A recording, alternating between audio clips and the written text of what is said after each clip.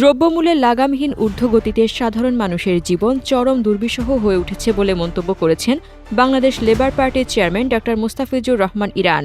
তিনি বলেন, সরকারের ব্যর্থতায় কালোবাজারে সিন্ডিকেটের অতৎপরতা বন্ধ হয়নি, বরং হাতবদল হয়েছে। ফলে মধ্যবিত্ত ও নিম্ন মধ্যবিত্ত শ্রেণীর মানুষ আজ চরম মানবিক সংকটে পড়েছে। তিনি আরও বলেন, নিত্যপ্রয়োজনীয় পণ্যের দাম নিয়ন্ত্রণে সরকারের উদ্যোগ সম্পূর্ণ ব্যর্থ। তাই অন্তর্বর্তীকালীন সরকারের অধীনে দ্রুত তত্ত্বাবধায়ক সরকার পুনর্বহাল করে ৬ মাসের মধ্যে একটি সুষ্ঠু জাতীয় নির্বাচন দেওয়া জরুরি। বুধবার বিকেলে কামরাঙ্গীরচর থানা লেবার পার্টির উদ্যোগে আয়োজিত কর্মী সমাবেশে প্রধান অতিথির বক্তব্যে তিনি এসব কথা বলেন।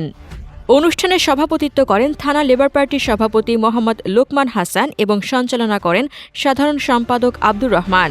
বিশেষ অতিথি হিসেবে বক্তব্য রাখেন লেবার পার্টির vice chairman S M. Yusuf Ali, advocate Zahura Khatun Jui, মহাসচিব খন্দকার মিরাজুল ইসলাম সহ দলের অন্যান্য নেতারা।